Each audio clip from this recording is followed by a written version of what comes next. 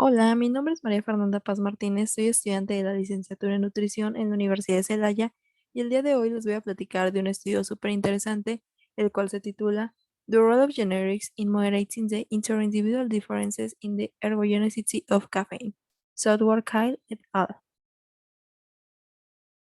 Bueno, primero como resumen tenemos que el consumo de cafeína es altamente elevado en deportistas. Sin embargo, anteriormente se encontraba restringido por la Agencia Mundial de Antidopaje, cuando éste permitió o lo quitó de la lista de sustancias prohibidas, el consumo de cafeína se elevó bastante y aproximadamente al menos el 75% de los deportistas en competición tienen un consumo de esta. Si bien se sabe que se sabe que la cafeína tiene un efecto ergogénico en quien la consume, no es considerada una sustancia prohibida. Bien, ¿qué es lo interesante de esto? Es que tenemos dos genes específicamente que están específicamente relacionados con el impacto que va a tener o el efecto que va a tener la cafeína en nuestro sistema. El primero es CYP1A2. Este está estrechamente relacionado con el metabolismo de la cafeína y el siguiente sería ADORA2A, que se relaciona con la ansiedad producida por el consumo de cafeína. Y bueno, como introducción, tenemos que lo que ya les comentaba, que la Agencia Mundial de Antidopaje tenía restringida esta sustancia. En 1984 se empezó a hacer una revisión de el por qué estaba restringida, si realmente se cumplía con los criterios para tenerla como una sustancia prohibida. Y fue en 2004 cuando se empezó a usar o se estableció como una sustancia libre. Y bueno, los estudios sobre esta cafeína empiezan en 1907, fue como el primer acercamiento que hubo, en donde se habla sobre el potencial ergogénico de la cafeína. Sin embargo, únicamente se habló como de esto, no había más información. Fue hasta 1970 que Ivy y Costil sugieren que el efecto ergogénico de la cafeína se debía al aumento en la movilización y utilización de lípidos tanto a través de una acción directa sobre las reservas de grasa como a través de la estimulación de la liberación de cortisol, aumentando así una lipólisis. Se planteó la hipótesis que un aumento en la movilización de lípidos aumentaría el ahorro de glucógeno y por lo tanto se retrasaba la fatiga en, en un entrenamiento, en un ejercicio de resistencia. Sin embargo, desde entonces ha habido más estudios que han demostrado que la cafeína no aumenta significativamente el metabolismo de los lípidos durante la actividad física. La evidencia ahora indica que la ergogenicidad de la cafeína probablemente se debe a un efecto con un potente antagonista del receptor de la adenosina. Es aquí lo importante de esto, o sea, la cafeína, nos vamos a la parte de la adenosina. ¿Y qué es la adenosina? Los efectos de la adenosina en el sistema nervioso central han sido bien documentados. Se sabe que disminuye la sensación de excitación, estado de alerta y vigilancia. Esto genera que se aumente la fatiga central e impacta negativamente en el rendimiento deportivo. Normalmente la adenosina se acumula lentamente a lo largo del día, así como durante el ejercicio, y en tiempos de descanso o por la noche esta disminuye.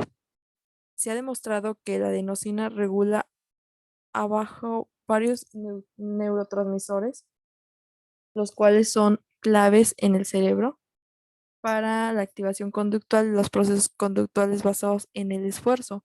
Por lo tanto, las disminuciones en las concentraciones de dopamina pueden conducir a una reducción del esfuerzo durante el ejercicio y así una reducción en el rendimiento general del ejercicio. Esto podría ser más evidente en un entrenamiento de resistencia, en el que la fatiga central juega un papel importante en la moderación del rendimiento que se va a tener en la actividad física, en comparación con una actividad de fuerza o una actividad tipo HIIT que sería más corta, donde en esto la fatiga a la que veríamos tendría un mayor efecto en un rendimiento general. Y bueno, sin embargo, lo interesante aquí es que se ha visto eh, que la ingestión de cafeína no tiene los mismos efectos en todas las personas. Se realizó un estudio en donde se veía que al 33% de esas personas que fueron estudiadas, o sea, había era un estudio experimental donde tenían un grupo control y un grupo experimental, y entre la combinación de ambos no hubo diferencia en las sensaciones, ni en el rendimiento, ni en nada entre el grupo placebo y el grupo experimental, por lo que entra a discusión qué es lo que pasa, o sea, por qué algunas personas sí, algunas no, realmente es un suplemento que sirve, está a discusión, pero aquí es donde entran los dos genes que les comentaba y cuál aquí está el efecto del primer gen, que sería CYP1A2. Y bueno, es que este gen tiene control sobre eh, los metabolitos, generan paraxina, teobromina y teofilina. Y bueno, la cafeína como ergogénico ha demostrado que es más efectivo cuando se usa para entrenamientos de resistencia, como ya le había comentado. Si se utiliza en entrenamientos cortos, los resultados no serían confiables, por lo que habría que usar un protocolo de larga duración. Se ha sugerido, sin embargo, que anticonceptivos orales, embarazo u otras cosas pueden afectar el efecto de la cafeína. Eh, Además, este gen lo que produce es que hay una variación de codificando una enzima, lo que altera significativamente el metabolismo de la cafeína. Hay un polimorfismo de un solo nucleótido que se identificó como la principal fuente de inducibilidad de esta y por lo tanto del metabolismo de la cafeína. Aquí entramos en la parte de alelos, donde los individuos con alelo AA muestran un metabolismo mejorado de la cafeína y se clasifican como metabolizadores rápidos, mientras que los alelos AC o CC tienen un metabolismo reducido y se desconoce como un metabolismo lento, por lo que es probable que los metabolizadores lentos tengan una vida media de cafeína prolongada en comparación con los rápidos. Eh, lo que les comentaba aquí, la vida media de la paraxina, teobromina y teofilina serían 3, 6 y 7 horas respectivamente. En general, en promedio, el 40 de la población porta el alelo AA, mientras que el 50 y el 10 portan el AC y el CC respectivamente. Un metabolismo más lento de la cafeína parecería ser beneficioso en el rendimiento de resistencia, ya que los efectos de la cafeína serían más duraderos y potencialmente más pronunciados.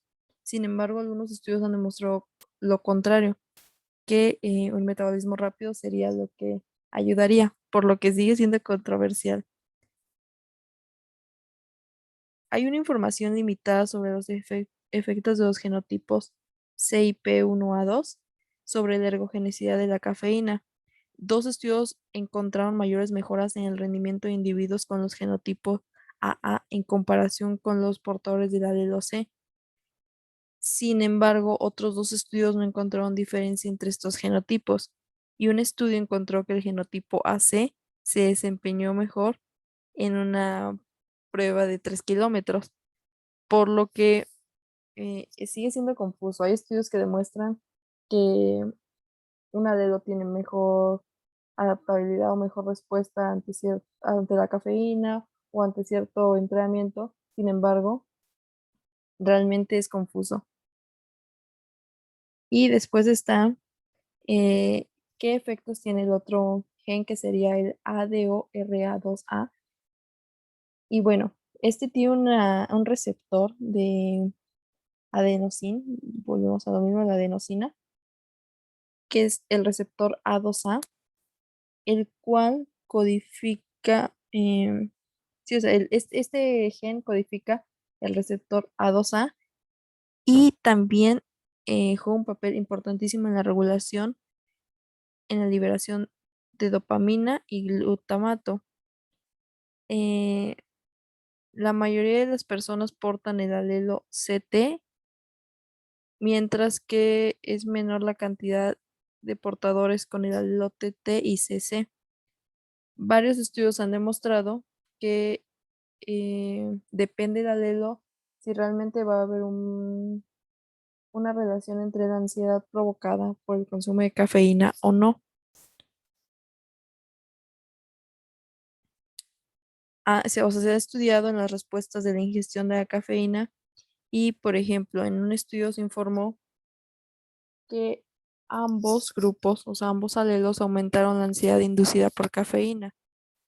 Sin embargo, otro anunció que el alelo TT en comparación con el alelo C tenía una mayor ansiedad.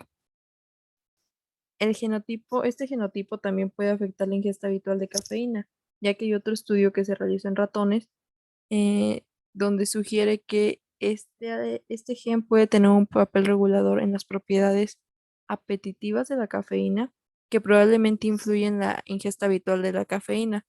Y además, un estudio que se realizó en humanos informó que un genotipo CYP1A2 no tenía ningún efecto sobre la ingesta de la cafeína. Sin embargo, los individuos con el alelo ADORA2A TT tenían un menor consumo habitual de cafeína en comparación con los portadores del alelo C. Esto sugiere que los individuos con el genotipo TT pueden haber reducido la cafeína autoadministrada habitual debido a la retroalimentación negativa. O sea que vuelve a ser contradictorio porque hay estudios que te dicen que, ok, o sea, que depende del alelo, la cantidad de ansiedad que se va a provocar y también el cuánto va a ser tolerable o cuánto se va a querer consumir de cafeína. Sin embargo, ya se ven condicionados a la información que hay. Entonces, a lo mejor si una persona llega a saber qué tipo de alelo tiene, se ve condicionada por esto, que fue lo que pasó en el estudio que se mencionaba. Sin embargo, pues obviamente la ansiedad inducida por cafeína y el consumo habitual son factores importantes que juegan un papel en los efectos ergogénicos de la cafeína, los cuales han sido asociados con polimorfismos de este gen. Y además hay otro que sería el AHR, que también afecta el metabolismo de la cafeína porque induce una transcripción en el gen que ya mencioné primero, CYP1A2. Sin embargo, no hay estudios que investiguen sobre estos efectos. Lo que sí sabemos es que AHR, CYP1A2 y ADORA2A han sido asociados con el consumo de cafeína. Y bueno, qué limitaciones y futuras consideraciones es que son muy limitados los estudios y muy confusos, tal vez mal planeados porque se contradicen unos con otros. Entonces, habría que investigar definitivamente más. Dos, que se tiene que considerar todos estos genes, el ADORA2A, ADORA1A, AHR, CYP1A2. Todos estos genes tienen que ser considerados en un siguiente estudio y además lo recomendable sería utilizar un protocolo de entrenamiento de resistencia que sea mayor a 1 hora, porque se ha cometido el error que en todos los que se han hecho casi se han utilizado deportes de fuerza o tipo HIIT, los cuales no tienen, la cafeína no tiene un efecto en ellos por ser de tan corta duración. Y bueno, pues como conclusión es claro que hay varios factores que afectan la ergogenicidad de la cafeína. Sin embargo, es claro que la genética juega un factor clave.